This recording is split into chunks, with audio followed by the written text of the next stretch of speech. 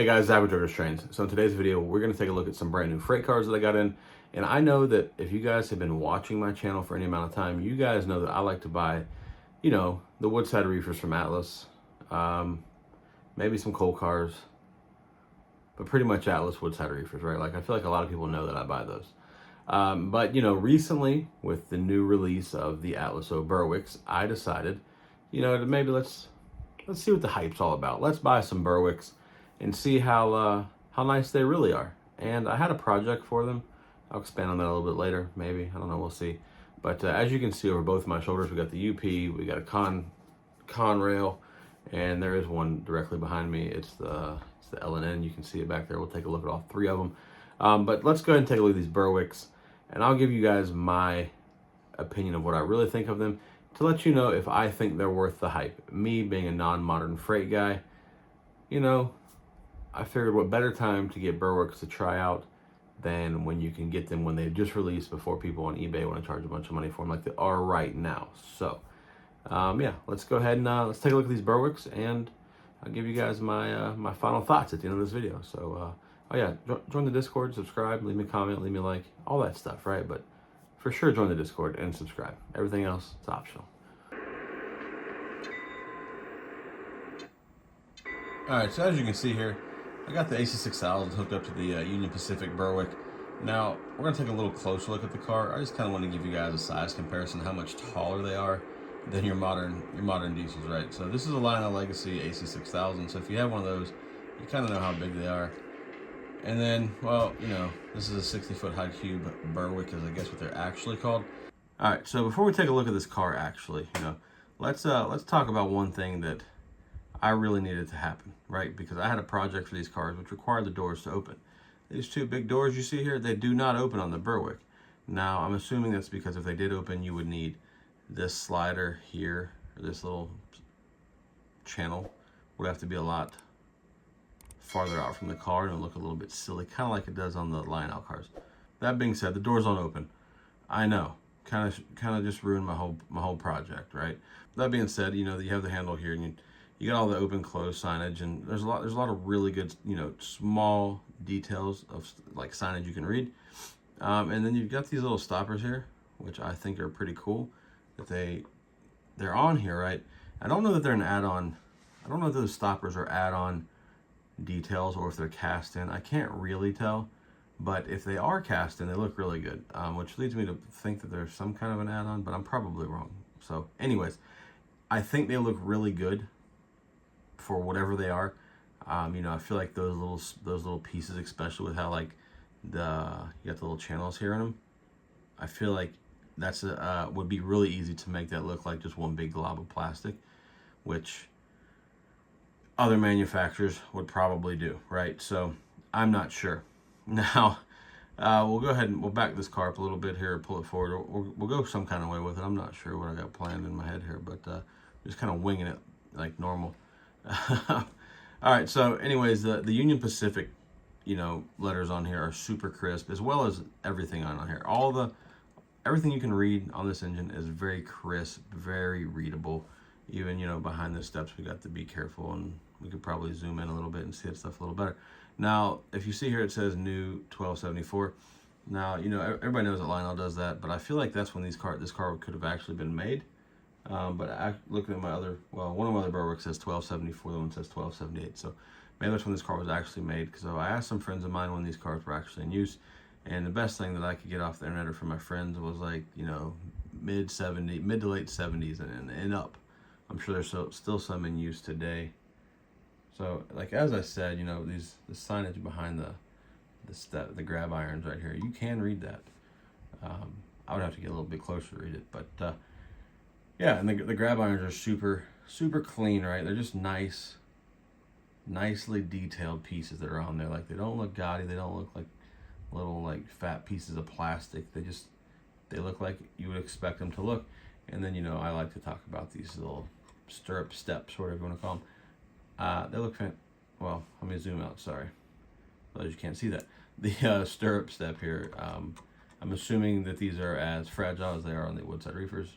Matter of fact, I know they are because I broke one off my Conrail and already had to glue it back on.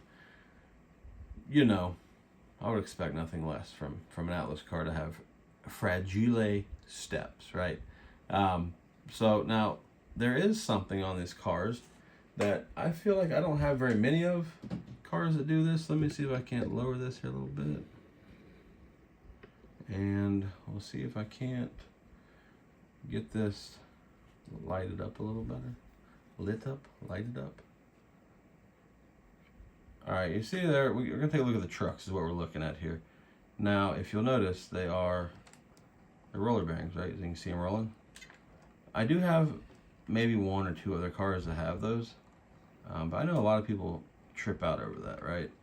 Those little roller bearings, I guess we'll call them, or roller caps, or roller bearing caps, or I don't know what you actually call them, but they're cool that they do that. So if you like a lot of detail, per normal, Atlas is on the muscle, right? So one thing I haven't mentioned yet is the Berwicks are part of the Atlas Master Line.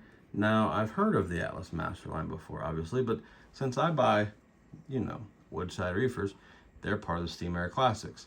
So these are my very first Atlas Master Line cars, and I'm pretty impressed with them, actually. There are some things about them that I don't like, and we'll get to that here in a minute, and then I'll give you a summary at the end if you want to hang out all the way until the end. Now, here's the other side of this car. As I said, the Pacific part is very, very legible, very crisp, very clean. Even over, when you look at the letters over top of the ribbing here, it's clean, right? It just looks like Lionel should take some notes. Now, Lionel doesn't need any help with speed of delivery, so maybe they shouldn't take too many good notes from Atlas because that'll really slow down their process. But again, everything on here is very, very clear, very legible, and it's just nice. Now, one thing that I'm not real big fan of, and I know a lot of you Atlas people like to put them damn KD couplers on everything. I'm not the biggest fan of the couplers on these. They just look a little janky. We'll also take a look at the end of these cars, but I feel like Atlas has made better couplers. But let me back it up to this engine here, and you can kind of see a little bit better why I don't like them instead of me just trying to tell you why I don't like them. So I didn't notice this at first, but here, if you look at the couplers, you'll obviously see that the Atlas coupler is a little lower than the Lionel coupler. Now, they can be held up. Maybe it just needs to be tightened up. I don't know. It's the first time I really looked at it this close. I just know that they're a little bit lower. But it doesn't affect the operation of the car staying coupled or anything like that.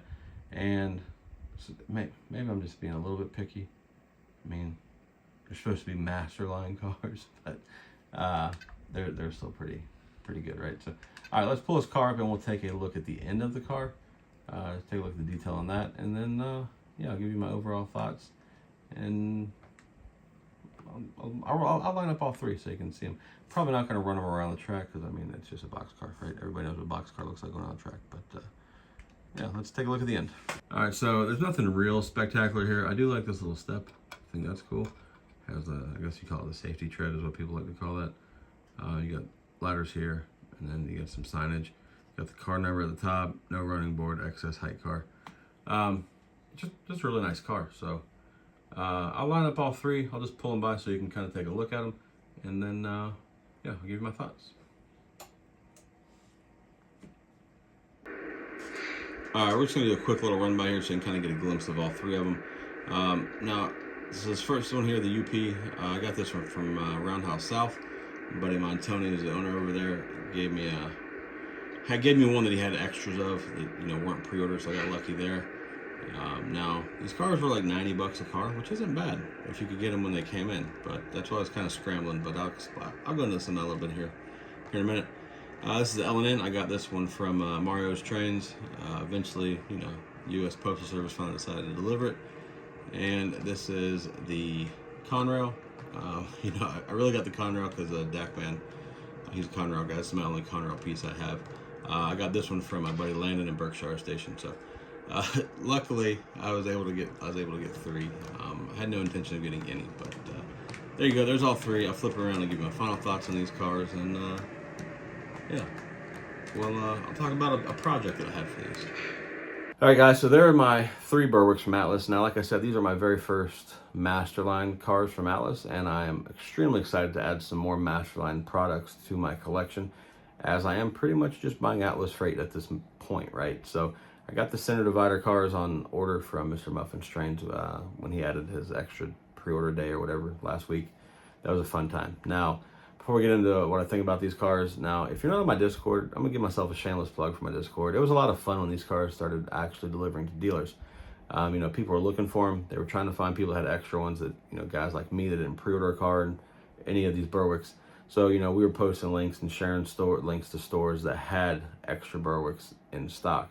It was a lot of fun. I really enjoyed it. You know, a lot of the members on my Discord were able to reap the benefits of us sharing information together, and they were able to get some Berwicks too, because it seems like, you know, when you got a community like my Discord, you know, like you start something, whether it's me or another guy, and like it turns into a frenzy. Like we got guys on there that are Western Maryland guys and Chessie guys, and you know they got other guys buying Chessie in Western Maryland now, and you know, so it's a lot of fun when you got a little community in it.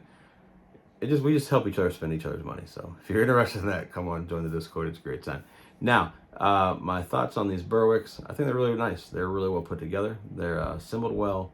Great product. They're not too heavy, not too light. They run well. They don't try to, you know, do crazy things and derail. The paint on them is really good. The decaling is really good. It's real crisp and clean. Really impressed with these Masterline products. Now, these are my first 3, but I do know that I have seen other Masterline stuff from Atlas, and they're all, you know, like in the same level of quality, right? So, looking forward to getting some more Masterline stuff to add to the collection. Now, like I said, I had a project that I wanted to do with these cars. I have a buddy of mine that's going to install some speakers on a boxcar for me so I can play music through them with Bluetooth. And I had this idea. I was like, well, let's get a Berwick. They got plenty of airspace. This will work great for music. It's a solid plan. It's terrible execution. These cars' doors do not open. It's the only bad thing about them. So I can't use them for the project that I had intended. Now, I did think about selling these cars because, you know, I can't use them for the project that I intended. I'm not a modern freight collector, but then I went and ordered more modern freight. So, at this current moment, I think I'm not going to sell them. Unless one of you guys out there watching want to call me and give me a bunch of money for them. You know, then we can maybe arrange for that to happen. But at this moment, I'm going to leave these in the collection. They're very nice pieces. And at least I have 3 of them.